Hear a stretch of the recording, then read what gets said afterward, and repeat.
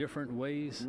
What went into some of the work to deconflict the preparations for those and make sure everybody had the resources that they need? Yeah, absolutely. So this is something that we've been working on since really the end of last summer when we saw that their launch windows were lining up together. It's really unprecedented. We had never had a time with two manned rockets ready to go at the same time. And so just making sure that resources from propellants to people who support both launches to the astronaut crew quarters where we got the crews in quarantine together potentially. We had to take it step by step, make sure that we were ready to go. And we had to run different iterations depending on who went first and in what order and what timeline and how much time separated the two missions. It was a good problem to have. It was a complex problem, but one I hope that we get to do a lot here as the spaceport gets busier in the future. Definitely, definitely. Beginning stage 2 cryo-helium vent shortly, spec cloud venting. And as Daryl was suggesting, you were one of the first NASA employees to take a reward flight, a reward for the service that you've put in, the expertise that you provide, and you flew with Jared Isaacman, the NASA administrator, in his supersonic F-5s. What was that day like? I'd imagine you got a few jealous emails. Oh yeah, it was incredible. I've gotten lucky enough to do a lot of really cool things here at NASA. Flying in a fighter jet was never on my list, but man, seeing Kennedy Space Center from the air was just a magnificent sight. And then they took us out over the water and we did acrobatics, and it was like a souped up roller coaster out there. And so it was just an incredible experience, was hanging on the whole time, and really honored to be able to be selected to do that, and hopefully something that a lot of people get the chance to do here in the future. Excellent. Well, congratulations for that. We are going to head back to Daryl and the countdown for Crew 12. All right, thank you, Stephen. And what Daniel didn't say, but he told me, is it took him a day to reorient himself because his vestibular system, right? You know this as a pilot. Absolutely, yeah. Yeah, it is like a roller coaster, it could take a little bit to get your legs back underneath you. Absolutely. Well, Crew 12 is getting ready to jump in full strength and dive into a full slate of science aboard the International Space Station. Here are just a few of the investigations they'll be working on.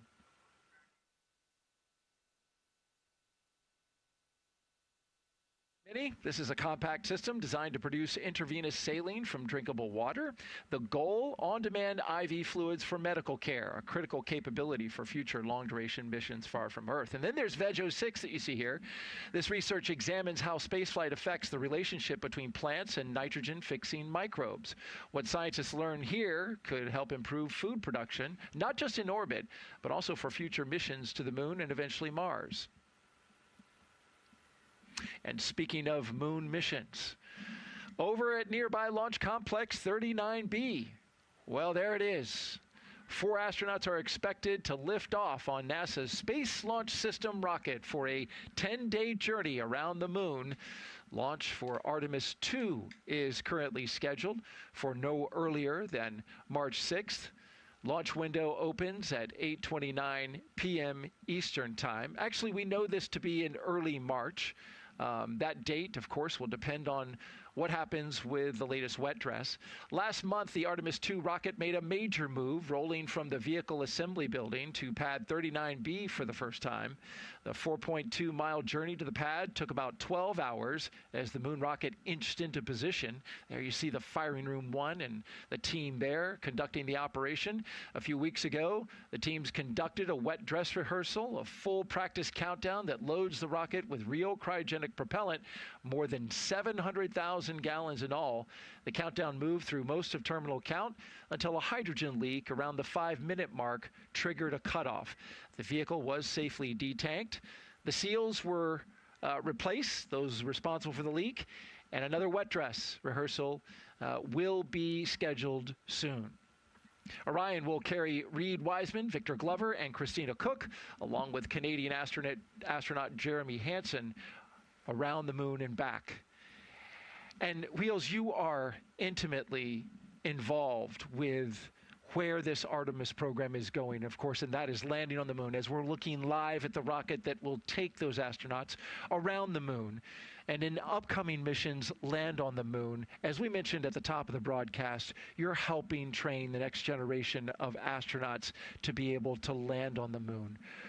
So what is going on? Talk about that challenge and where we're at right now. So, of course, our mission back to the moon is going to require, we went back to the Apollo archives, and we dug out, we talked to several Apollo astronauts, Charlie Duke and Harrison Schmitt were the biggest help to our team so far, just trying to replicate what they did and build on that. So we're learning how to fly helicopters, and so we can do vertical landings and takeoffs, and so to kind of put that into the muscle memory of our pilots. We're also going to have motion-based simulation. That will be lunar simulation, and then you'll be seeing coming on the near horizon a lunar lander training vehicle as well, a vehicle that can replicate lunar dynamics in flight. So we're very excited about our training strategy, getting back to the moon. I love, and I'm jealous that you got to tap into the Apollo guys in order to help this. And there's a beautiful shot of the moon from our fine production crew here at the Kennedy Space Center that is manning all these beautiful views that you're looking at today, including there at Launch Complex 39B.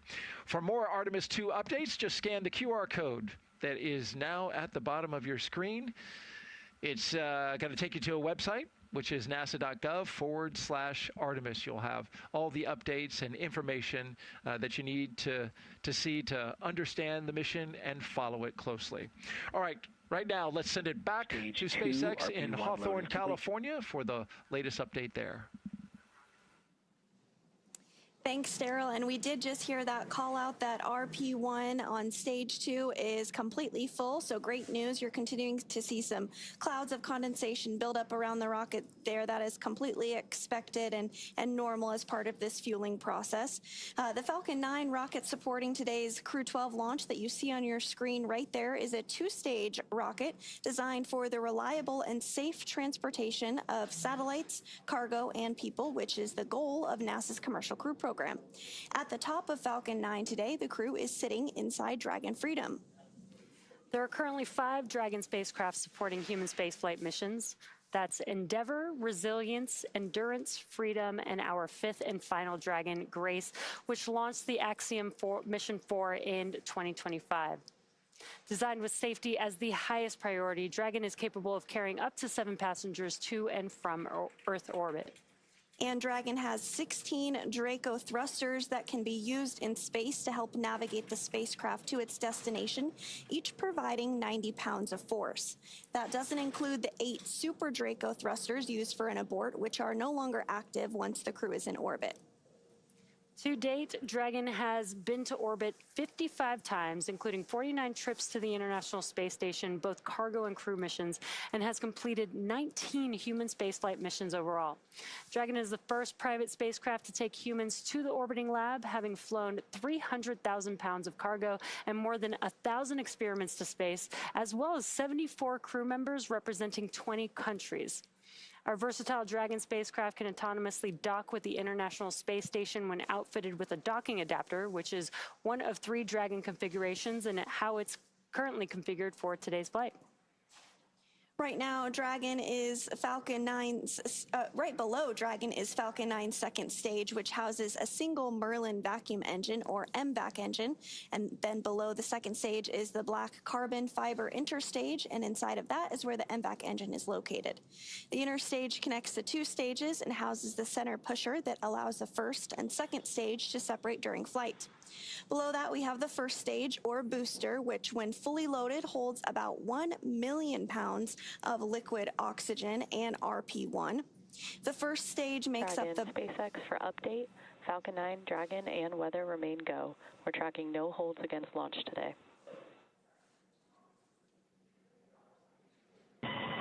Dragon copies. That's great news. And you just heard it there, a call to the crew inside Dragon Freedom that everything continues to progress well and look good for launch today, now 17 minutes and 19 seconds away. Now, the first stage makes up the bottom 2/3 of the vehicle and has 9 Merlin M1D engines at the bottom, which generate more than 1.7 million pounds of thrust. Now, to reach orbit, the vehicle needs to go fast, hitting an orbital velocity of about 28,000 kilometers per hour just to keep from falling back to Earth. Now, that's fast enough to lap the Earth in about 90 minutes. About 2.5 minutes into flight, the first stage will separate and make its way back to Earth. Meanwhile, Dragon separates from the second stage and continues its roughly 34-hour journey to the space station. Now, it is early morning out there, but today's booster is heading back to our newest recovery. Stage 2 LOX load is starting.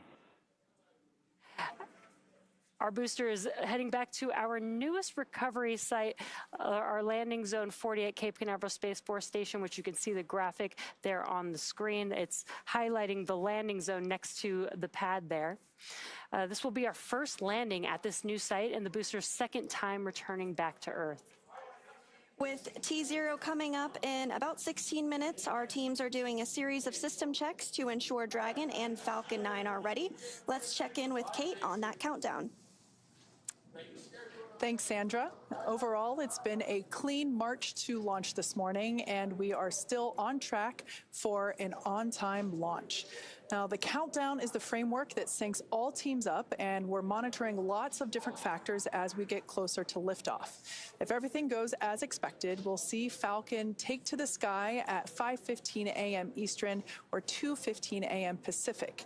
And several minutes later, we'll see our very first Falcon 9 landing at LZ-40, our new landing zone located about 1,000 feet away from tonight's launch pad. Both Dragon and Falcon 9 continue to be healthy, and the teams continue to report no issues on either vehicle. Just moments there, we saw the crew sitting comfortably inside Dragon. Now, we wrapped up stage 2 RP loading at T-minus 20 minutes, and stage 2 liquid oxygen or LOX loading began just a couple minutes ago at T-minus 16 minutes and 30 seconds. Earlier, we heard the call out that the launch escape system was armed. That system is designed to propel Dragon away from Falcon 9 in the unlikely event of an emergency during launch. It simply provides a path to safety for the crew. The Eastern Range, which is monitoring keep-out zones among other key flight requirements, also continues to report no issues and are go to support today's launch. As for the weather, the thing we always monitor for our launches, we're tracking a 5% chance of launch weather constraints, otherwise known as 95% good for our target liftoff time. So all in all, we are go for launch this morning. So let's toss it back over to Anna for a status update from Houston. Hey, thanks, Kate. Back here in the International Space Station Flight Control Room at NASA's Johnson Space Center in Houston, Texas, teams continue to work around the clock to monitor activities aboard the orbital outpost. Leading the team inside the room is Flight Director Garrett Hain, and the NASA team here in Mission Control Houston, the SpaceX team in Hawthorne, California, and the astronauts aboard the International Space Station will track the autonomous docking of Dragon Freedom when they enter what is known as joint operations. This will happen when the spacecraft enters what is known as the approach ellipsoid. The approach ellipsoid is an invisible boundary stretching 4 by 2 by 2 kilometers around the space station that helps us monitor all arriving and departing spacecraft. It is essentially the neighborhood of the space station. Once docked, crew members in both Dragon and aboard the space station will pressurize the area between the Dragon hatch and the space station hatch, known as the vestibule. They will then perform a series of leak checks and then work to open the hatches on both the space station and the Dragon. Once the hatches are open, Crew 12 will float into the station to begin their long-duration stay. Following today's launch, we are tracking a targeted docking at approximately 2:15 p.m. Central, 3:15 p.m. Eastern on Saturday, January 14th. About an hour and a half after docking, we do anticipate that the hatches will be opened, and when they enter the orbital outpost, Crew 12 will be greeted by the rest of their Expedition 74 crew and will come together for a brief welcoming ceremony. For now, that's all from us here in Mission Launch Control Houston as the anticipation continues to build for a launch in just under 15 minutes. How's it looking on the Space Coast, Daryl? Well, it's looking great here. We're 95% go. We have beautiful clear skies and everything remains on track. No constraints as we enter the final 10 minutes. And Wheels, I want to turn to you now. As a former International Space Station commander, you know what it means to hand over a vehicle, a crew, and a station to the next generation of flyers. You also know that this crew, although they know the science they're working on, might end up working on some things they don't even know that they might encounter.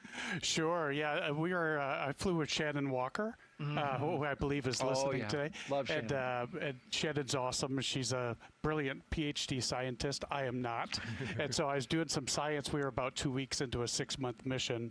And I was working my science, and Shannon came to me. She said, the potty's broken. Ooh. And so we had a couple seconds of mini panic attack.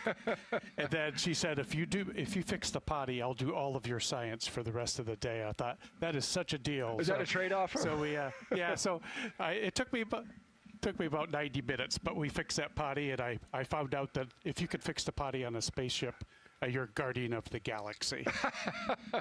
Wheels the Flummer to the rescue. Absolutely. Really quickly, we're going to hear some final words from Jessica Meir, the commander, before they lift off. She's got these words composed. Perfect. Yeah, she's amazing. We're looking forward to hearing that. And so with just about 11 minutes to go, we'll send it back to Hawthorne for the final steps of today's countdown. Dragon, SpaceX, confirmed crew displays are configured for launch.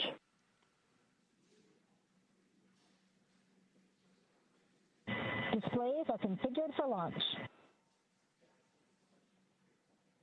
We copy. From the entire SpaceX team, it's been a pleasure working together. Good luck and Godspeed, Crew 12. Enjoy the ride.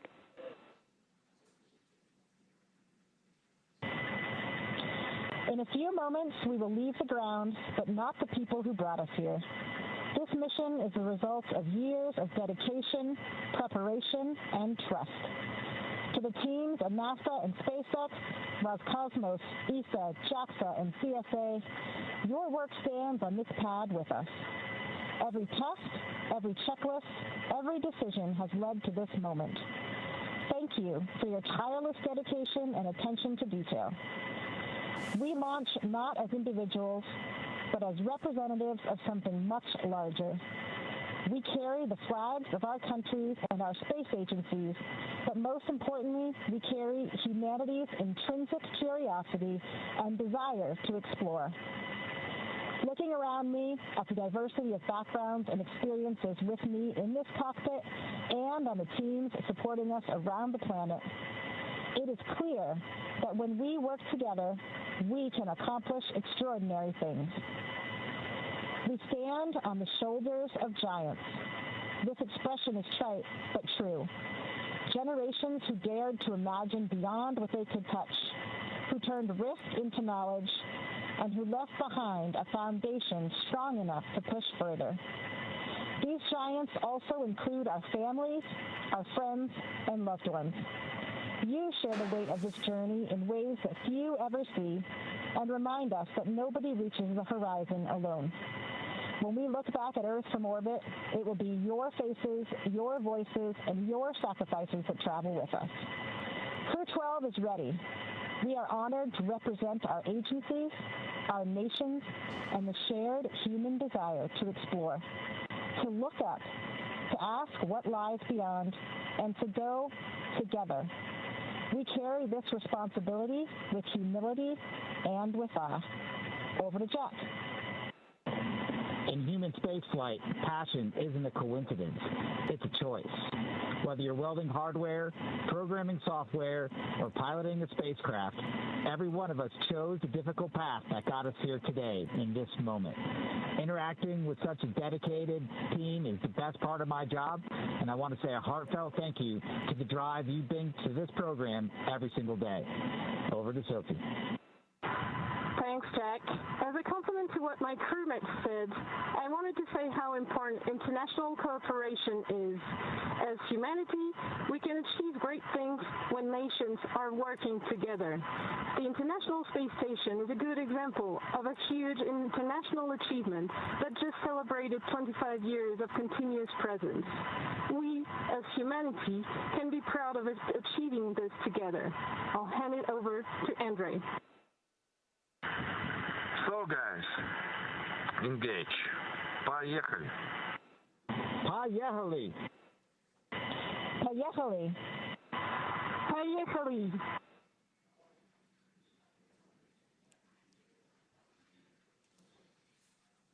And some incredible, beautiful, awe-inspiring words from our Crew 12 crew inside of Dragon Freedom, now approaching 7 minutes to liftoff. That was wonderful to hear. Engine chill has started.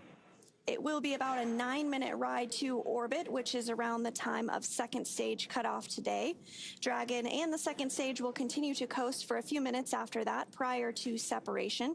And on the ride uphill, we will hear a variety of call-outs on performance as we approach the in-orbit portion into the final countdown. We'll also hear some call-outs for various abort zones for both the first and second stage. So we'll be sharing more about those abort zones as we get closer. But just a quick check-in with our fueling here. RP1 is at 100% full. LOX is at 92%. Stage 1 RP1 load is complete. Oh, and that call out just right on time. Stage 1 is complete as well.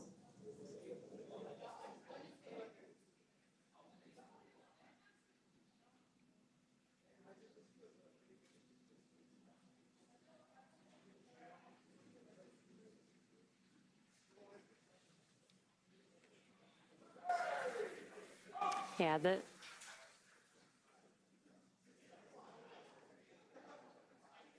next milestone coming up will be at T-minus 5 minutes, and that'll be when Dragon will transition to configure for terminal count. That's basically when Dragon will go on internal power.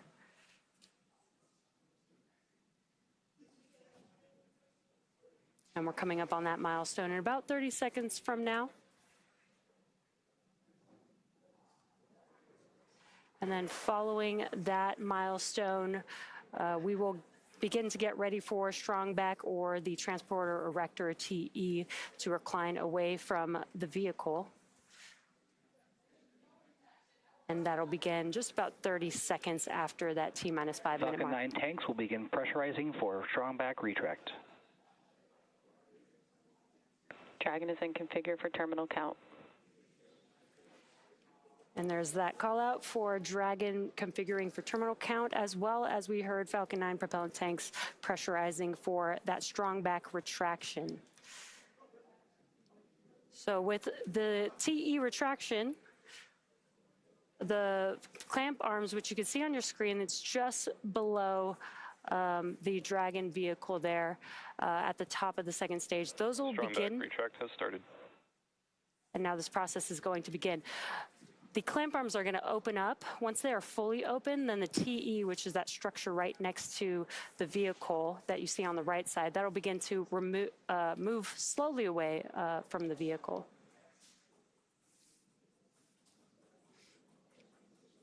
And there you can see on your screen that those clamp arms are starting to open up now. So it will reach full recline by T-minus 3 minutes and 40 seconds. And the TE rolls Falcon 9 out to the pad, raises it vertical, and stays connected through the final seconds before liftoff. It provides fuel, power, telemetry, and command connections between ground systems and the vehicle. And the next major milestone that we are awaiting this morning is that Stage 1 LOX load is complete. Propellant is loaded late in the countdown, which is intentional because that colder propellant is denser, and denser propellants mean more performance out of the same tanks. The colder it is, the more mass you can move. Before any of that propellant flows, though, the plumbing and engines are chilled down. This prevents thermal shock and boil off when the ultra-cold liquid starts moving. You may hear that referred to as engine chill. Loading wraps in 2 steps. The first stage finishes around T-minus 3 minutes. We'll hear that call out here any second. And the second stage finishes about a minute later. And you are seeing those white clouds of vapor on... Stage 1 LOX load is complete. Right on time, as expected. Stage 1 LOX load is complete. And you are seeing those white vapor clouds on your screen. This is normal and will continue as we do get closer to launch. Yeah, and that call out was for... Dragon is in terminal count and is on internal power. That call out was for stage 1 liquid oxygen loading completion, but stage 2 is still actually loading that cold liquid oxygen, which will wrap up at the T-minus 2-minute mark in just about 25 seconds from now. Once liquid oxygen is complete, that'll mean that there is 1 million pounds of propellant loaded on Falcon 9, and that includes RP-1, a highly refined kerosene, and liquid oxygen, which is super chilled to over 300 degrees below zero.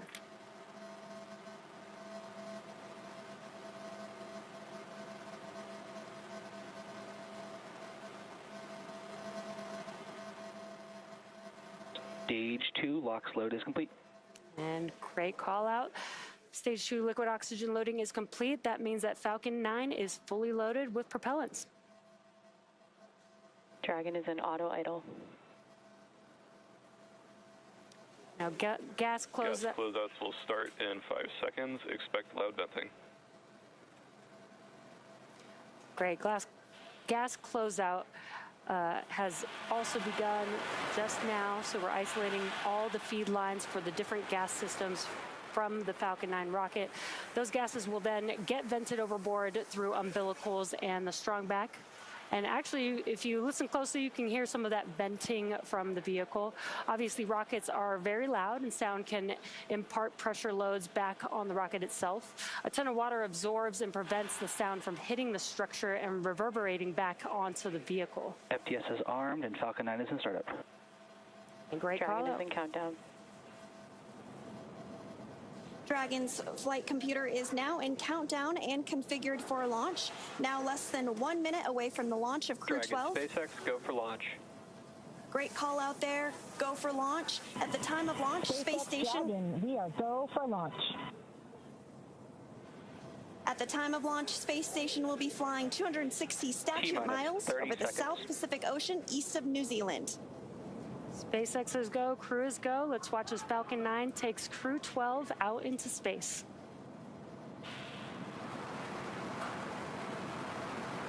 T-minus 15 seconds. T-minus 10, 9, 8, 7, 6, 5, 4, 3, 2, 1, ignition, and liftoff. Go Falcon, go Dragon, and Godspeed Crew 12. And liftoff. Freedom flies bound for the International Space Station. 1.7 million pounds of thrust now propelling Falcon 9 and Crew 12. Vehicle is pitching downrange, and all 9 Merlin vehicles have lit. We're getting good call-outs on the first stage performance and propulsion so far.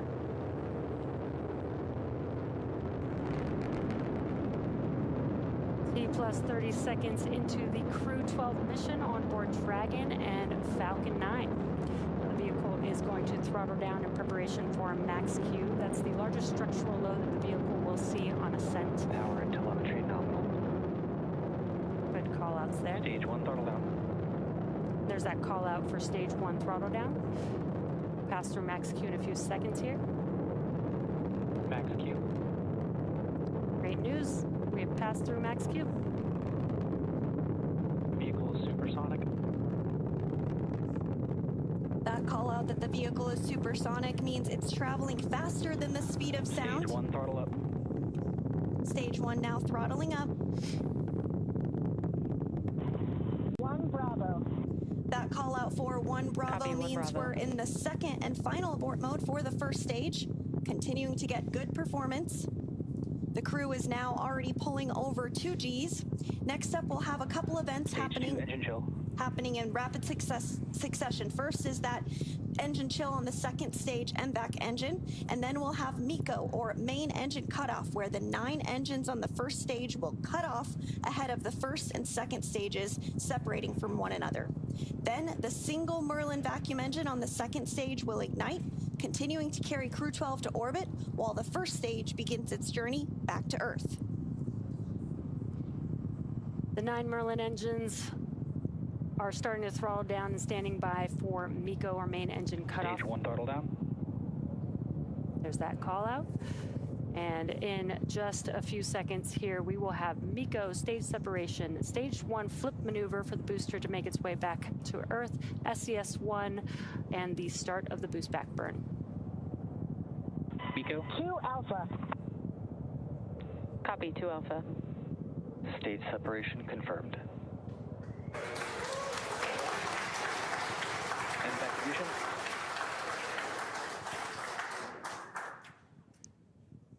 And incredible views. We've had MECO stage separation. You can see that booster coming back down to Earth, and that MVAC engine has ignited, which you can see clearly there on your screen. And the Dragon spacecraft with Crew 12 is still attached to the Falcon 9 second stage. The next milestone that we have coming up will be the start of the stage 1 boost back burn. And that burn is the first of 3 burns that stage 1 has to help it return back to Earth.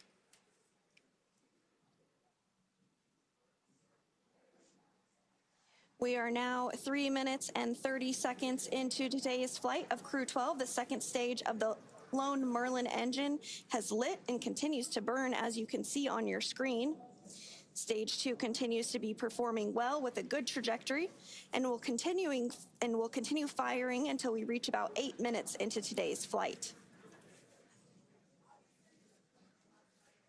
And we're getting our first Dragon, view. SpaceX, nominal trajectory. Getting good call-outs of the trajectory, as well as our first views of the crew inside Freedom. A few minutes remaining in this burn before a couple of these astronauts will experience weightlessness for the first time.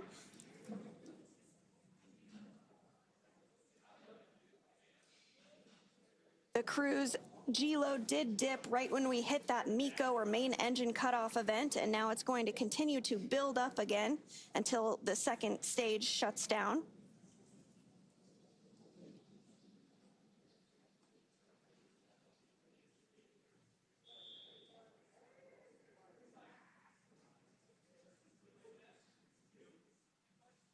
Everything's still continuing to go well. Now 4 minutes and 45 seconds into today's launch of Crew 12. Dragon, SpaceX, nominal trajectory. Second stage will continue to fire until close to 9 minutes into the flight, which will accelerate Dragon to more than 17,000 miles per hour and place our crew in orbit. This Merlin vacuum engine can produce over 220,000 pounds of thrust in the vacuum of space.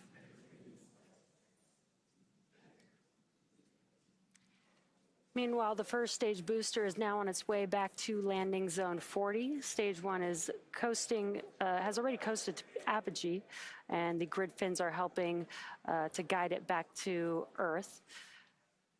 And we've already had the boost back burn, so the next event coming up will be the entry burn. That will be 3 of those 9 M1D engines reigniting, and that helps slow the vehicle down as it's re-entering the Earth's atmosphere. Once that entry burn concludes, we use the drag. SpaceX, nominal trajectory. We use the drag from the atmosphere to help slow the vehicle down until landing. Dragon copy. And that entry burn is coming up in just about 20 seconds from now. Falcon 9 does have a heat shield that is designed to protect the engines and the vehicle from that combined thermal and aerodynamic loading during max entry Q, which is the moment of max stress on the vehicle during entry. Stage 1 entry burn startup. And you've heard that call out. The entry burn has begun. Stage 1 entry burn shut down.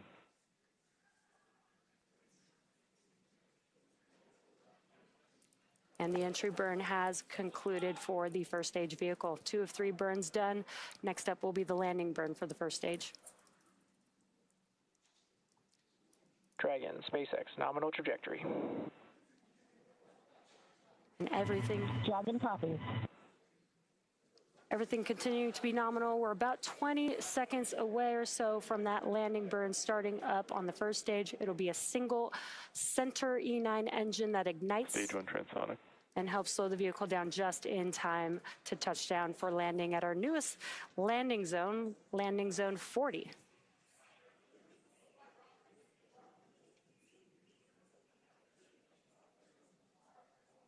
We have just a couple minutes. Stage 2 FTS has saved. And landing burn has begun. Let's watch as Falcon 9 touches down.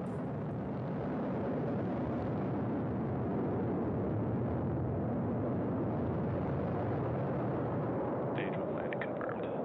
And what an excellent view of Falcon 9 touching down for the very first time at landing zone 40 at Cape Canaveral Space Force Station.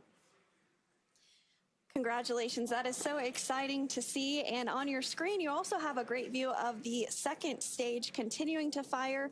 That burn is going to last for just about another minute, and then we'll have SECO, or second engine cutoff, which will occur where the lone Merlin vacuum engine cuts off and stops firing. Stage 2 is in terminal guidance.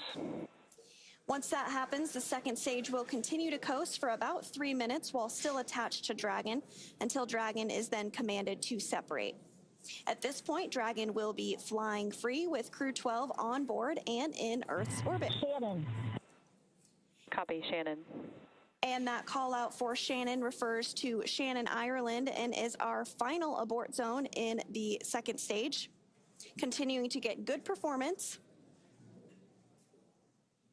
After this second Stage 2 stage, shutdown.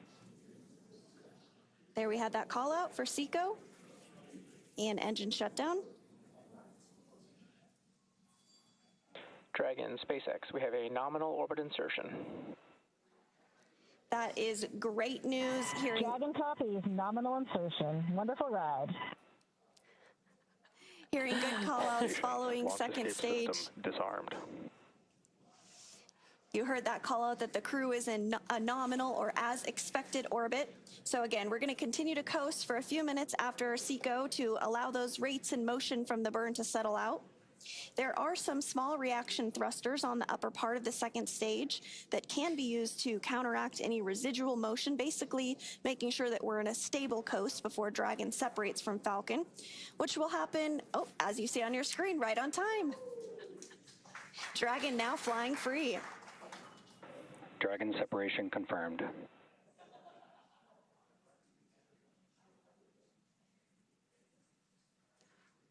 Dragon copies. What a great view with the Crew 12 crew on board Dragon Freedom separating from Falcon 9's second stage. Dragon Freedom, Chief Engineer, Jessica, Jack, Sophie, Andre, welcome to orbit. On behalf of the entire Falcon team, we thank you for flying with Falcon 9. Dragon will take you from here. Over to our launch director for a few words. It turns out Friday the 13th is a very lucky day. Jessica, Jack, Sophie, Andre, it's been a pleasure training with you and preparing for your flight. From the entire Falcon launch team, thank you, good luck, and Godspeed to the crew of Freedom.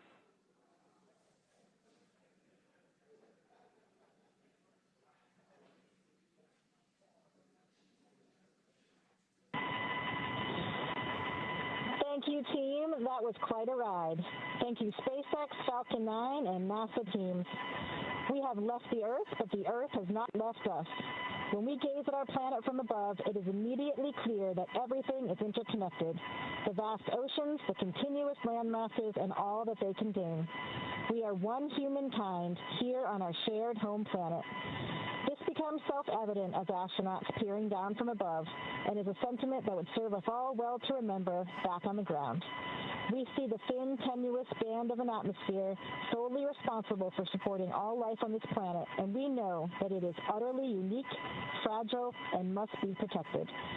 To those supporting and watching our journey, please know that your spirit travels with us, stitched into the very fabric of all that we do.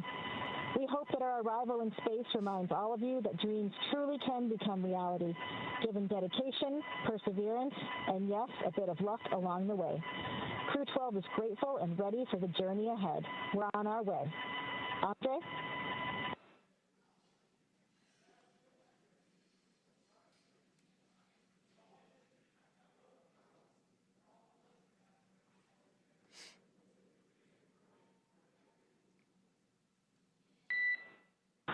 Центр управления, экипаж, Dragon, Freedom на связи. Мы на целевой орбите. Все системы работают штатно. С этой высоты наша Земля выглядит невероятно хрупкой и целостной. Здесь не видно границ. Только тонкая голубая линия атмосферы, которая защищает все живое. Именно этот вид напоминает нам о главном.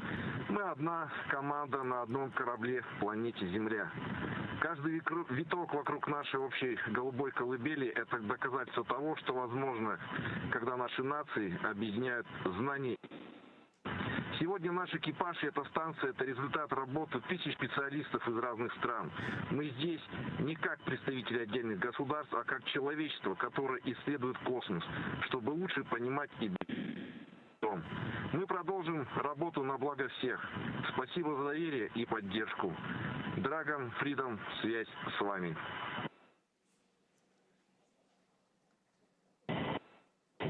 Thanks to the flight control, engineering, manufacturing, and ground support teams around the world. Successful launches of humans to orbit is a testament to your technical mastery and relentless precision in this unforgiving environment. We fly with confidence because we know that the finest minds on Earth are watching our backs. And I'll pass it over to Sophie. Thanks, Jack. For Crew 12, this is our first orbit. For humanity, it's just one small moment in the vast journey of exploring our world and beyond. From up here, we're reminded that we're all connected.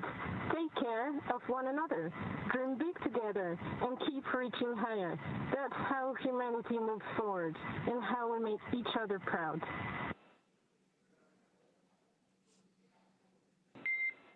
We copy and appreciate those words, Crew 12. We saw nominal dehumidifier activation and service section Draco checkouts. Nose cone deploy continues nominally as well. And with we copy all. Thanks, Mary. With those words from our 4 Crew 12 astronauts, the crew is now well on their way to the International Space Station. That is, of course, their destination where they will be docking tomorrow. You also heard a call out that the nose cone was underway for deploying. The hooks are driving to open up that nose cone. It's going to remain open all the way through the journey uphill, as well as once Freedom docks to the International Space Station, and will remain open throughout the mission and will close once the crew does depart about 9 months from now after their science and research mission. So it was wonderful to see Crew 12's launch today. Congratulations to the NASA team, the SpaceX team, and of course to Crew 12. It's great to see you on orbit. Yeah, again, we did get confirmation that the nose cone deploy is underway. The 6 hooks that hold the nose cone in place during the launch and ascent portions have to retract, and then the nose cone will be able to start to swing open and deploy. This uncovers a number of critical systems for the flight up to the space station, including the forward bulkhead thrusters and the docking hatch. And the call from the Corps here in Hawthorne indicated that we did have good checkouts of the 12 Draco thrusters around the service section. 4 to go after we get the nose cone open and the ECLSS, the environmental control and life support system, activated inside Dragon. And we've got a view here seeing that the nose cone, this is from the forward bulkhead section of Dragon, this nose cone is opening up, and that's what you're seeing on your screen. It's about 30% open at this moment. Soon the crew will be able to get their visors open and get out of their suits and settle in for the ride to the space station. And again, this does take a few minutes for the nose cone to fully open. It's a pretty slow and steady process, but it is underway. And it has been an exciting and jam-packed series of events following the liftoff of Crew 12 at 2:15 a.m. Pacific time today. Crew 12 is comprised of NASA astronauts Jessica Meir, Jack Hathaway, as well as ESA, or European Space Agency astronaut Sophie Adenou, and Roscosmos cosmonaut Andrei Fedyaev. They are now safely in orbit following an approximately 9-minute ride after a liftoff from Space Launch Complex 40 in Florida. The crew now has a 30 34-hour journey before they reach their destination, the International Space Station. Docking is targeted for February 14th at 3:15 p.m. Eastern, 12:15 p.m. Pacific to the space-facing port of the station's Harmony module. Between now and then, Dragon will perform a series of burns as it catches up to the space station, and that first burn will be a phase burn, which will occur about 30 minutes from now. Human spaceflight has come so far in the last 6 years with Dragon. In addition to flying people, SpaceX's Dragon spacecraft also enables researchers the opportunity to fly critical science to orbit. So far, SpaceX and Dragon have carried more than 1,000 research experiments to and from low Earth orbit, both to the International Space Station and on our free flyer missions. From DNA sequencing to 3D printing studies enabled by Dragon and the space station test a variety of technologies, systems, and materials that will be needed for future long-duration exploration missions. Every mission yields critical research and learnings that help make life both on Earth and in space better. And flights like today's help us continue to lay this foundation for our future among the stars and continue our mission to make life multiplanetary. Now, we'll be signing off from SpaceX for now, so we're going to send it back over to Kennedy Space Center. But before we go, we want to thank NASA for entrusting us with today's mission and thank all of you for being with us today. Absolutely, Jesse. And we did just get confirmation as well that the nose cone is 100% open and opened as expected. So that was the last major milestone that we were tracking from here on our end. But I do want to say thank you to SpaceX as well for everything that you do and all of you who tuned in as well to support today's launch. We are going to say goodbye from here in Hawthorne until we pick back up coverage for docking beginning at 1:15 p.m. Eastern tomorrow, February 14th, for targeting docking to the space. Dragon, SpaceX, we saw a nominal nose cone opening, TCS and forward bulkhead Draco checkouts. Dragon copies. And again, that confirmation that nose cone is fully open. There are 5 minutes remaining in our current ground station pass. At this time, you are welcome to introduce your zero-G indicator.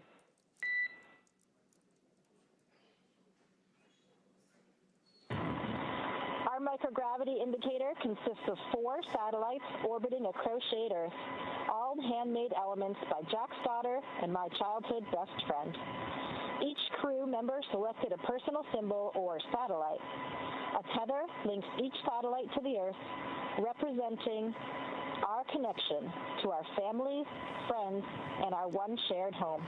I chose a panda holding a mushroom, 2 adorable symbols of environmental importance and cultural fascination. Pandas are modern icons of species preservation and international diplomacy, and a pivotal character in my childhood. Mushrooms, or fungi, are the great decomposers, with all life on Earth depending on them to keep our soils healthy and food webs functioning.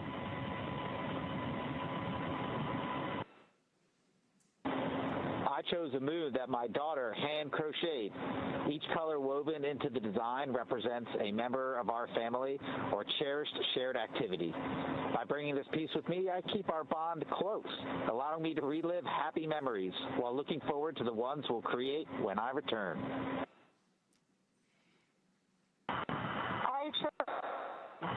Bananas are the world's most common fruit, ordinary fruit shared by billions of people across every continent. Yet, on orbit, fresh fruit is rare, so I wanted a playful reminder of kitchens and homes, a familiar piece of Earth drifting weightless with us.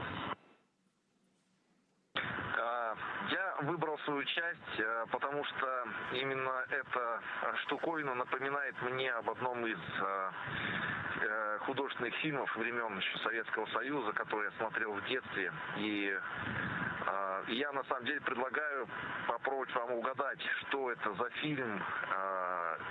Буду рад где-нибудь от вас это услышать. We present to you Planet Gaia and her moons, floating here in Crew 12's Dragon. And with that, we had again... We copy Dragon, and with that, I can let you know that we had nominal GNC checkouts. Our next burn is our phasing burn per your forward view. Dragon copies will be monitoring. a little bit of a description about the Crew 12 0G indicator that they selected called Planet Gaia. They each shared some great words about what they contributed as part of that 0G indicator to let them know that they are officially in the microgravity environment of space. So that was so cool to hear what they each had to say and how they are bringing a piece of Earth back with them and something that's meaningful to them. So Crew 12 is successfully in orbit, and we are targeting a docking tomorrow on the space-facing port of the Harmony module at 3:15 p.m. Eastern. So for now, thank you for joining us here in Hawthorne. We're going to toss it back over to Daryl and Doug at the Kennedy Space Center to wrap up today's coverage. Welcome back to the Kennedy Space Center in Florida. I'm Daryl Nail here with ESA astronaut Claudia Añure. So good to have you here. Thank you for doing this interview post-flight. The significance of Claudia being here is tremendous. You were the inspiration for ESA astronaut Sophie Artemis, who at age 14 watched you fly as the first French woman to go into space back in 1996. That inspired her on her journey when she said something clicked and she knew she wanted to be an astronaut. You just witnessed your protege take that inspiration from you and fly into space. And I'm wondering what you felt, what you experienced in that moment. I'm really pleased to be with you. I thought it would have been a quiet joy with pride for Sophie, but it was so hugely emotional to see her with this successful launch.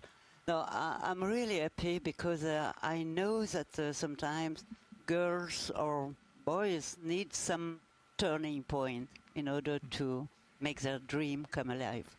And if I have been this one for Sophie, to see today the brightness of the past, that's wonderful. Incredible.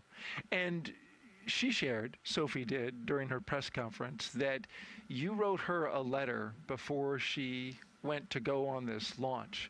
Would you share some of the words that that you gave, that you hand wrote to her? No, the letter was for Sophie. Okay, understood. Maybe she has a letter in her pocket.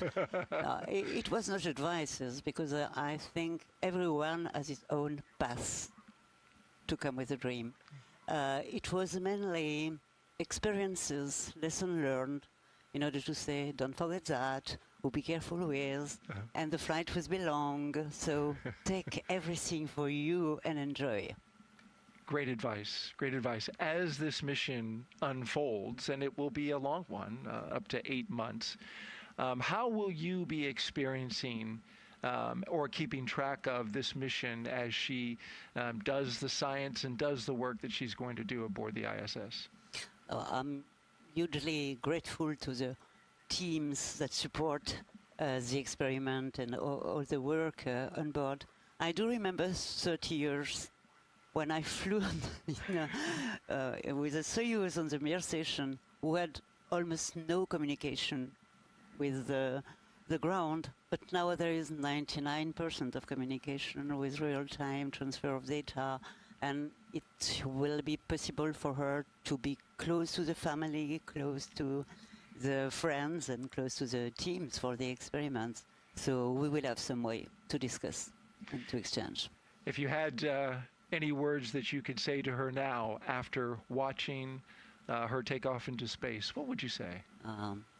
Godspeed, but it's already done. Say enjoy. Say maybe to the crew that they will meet on board a big hello, because that's international collaboration and cooperation. This is wonderful. And then be careful with your program, scientific program, because you are here for that. And enjoy, and please share with us. We need this transmission for inspiration for the younger generation. What you did for her, she can help pay it forward completely. To the next generation. Brilliant.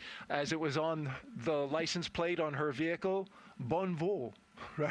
Have Bon a good vol. flight. I don't know if I said it right. Have a good flight. Bon vol. Have a good flight. Yeah.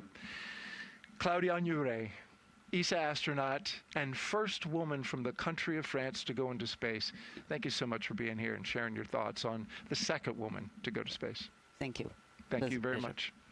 Okay, we're going to turn our attention now to the International Space Station, where Crew 12 will join Expedition 74 and head over to NASA's Stephen Seisloff, who's joined by International Space Station Program Chief Scientist Jennifer Buckley. Stephen? Thank you, Daryl. We are here with another inspiring person. This is Jennifer Buckley, the Chief Scientist for the International Space Station Program. And Jennifer, the crew that's going up there on Crew 12, they're going to perform dozens of experiments during this long-duration mission. One of them is turning potable water into IV fluid. How does that help future explorers? That's right. Out of about the 250 experiments this crew will perform, one of them is IV Gen Mini. So this is building off of some research we've already done on ISS, learning how to make IV fluid bags real-time on orbit. So commercially, those off the shelf only last about 16 months. So it's really important as we step out into the solar system to explore that we're able to support the crew medically. And so we're going to be doing a tech demo on board. Outstanding. Now, Artemis II, that's lifting off in a few weeks. They've, of course, been informed by a lot of the research that's taken place on station. What are some of those ties between space station research and what the Artemis II crew is going to be doing? You know, space station is a perfect proving ground for exploration, both to the moon and Mars. So for the vehicle itself, a lot of the life support systems are informed by the research that we've done on ISS, proving out those systems, everything from their onboard toilet to their water-based fire extinguisher to help keep the crew safe, inform how we do space flight safely as we go farther. Excellent. And when you're looking at Artemis III, the mission coming up that'll land astronauts on the moon, how is the space station research that's taking place now helping with that mission? Space station research, not only do we have the astronauts do research, but they also are subjects themselves. So we've learned a lot about astronaut health through the time of International Space Station. We also, on Artemis II, are flying tissue chips with crew cells on them. So this is really neat. It's a program we started on the International Space Station. So we're going to be taking a look at the effects of crew members as they leave low Earth orbit. And then finally, you know, those beautiful views of Earth that we see from the International Space Station are also really science. And so all of the imagery and technology that we've developed from that are going to help us take imagery and analyze the surface of the moon as well. Outstanding, outstanding. Thank you so much for being here this morning, Jennifer. And Daryl, we will go back to you and Doug and looking at how bright the future looks thanks to all this science taking place. Absolutely, Stephen, and thank you very much to you and Jennifer Buckley for her interview. Well, we had some social media questions that we weren't quite able to get to, but Wheels has promised me he wants to answer them. So we're going to get those questions to him, and then he's going to post the answers on his X account, Astro Wheels. So thank you for following through on that. Absolutely. It's actually Astro_Wheels. Okay, Good note. So I'll meet you there. On X. Thank you very much. We appreciate that, Wheels. Absolutely. Well, that is going to do it for today's launch coverage, but of course, Crew 12's journey is just getting started. After the beautiful liftoff from Cape Canaveral Space Force Station and a successful trip to orbit, the crew is now on their way, catching up to the International Space Station. Docking is targeted for Saturday at 3:15 p.m. Eastern Time. NASA Plus coverage begins at 1:15 p.m. Eastern Time. And so, Doug, as they get ready to dock with the International Space Station, the excitement of being in space for the first time will be this first 1 day and 10 hours, and then they'll get to work when they get into the space station. Absolutely. And actually the approach to the rendezvous and docking with the space station, when you first pick up the space station in the windows, it's like, wow, it's like a castle in the sky, you know. So it's just quite amazing as you approach the station. It took my breath away seeing how large it was. It's how magnificent it looked in the sky. And one of the things they'll be seeing, what we've been seeing from the X accounts of the astronauts and the International Space Station, is the solar activity is so high. Have you been seeing some of the northern lights that come from space? Incredible. Yeah, absolutely. Follow these astronauts that are on board, and they're going to be taking some incredible imagery of the lights at the poles, so the northern lights and the southern lights as well.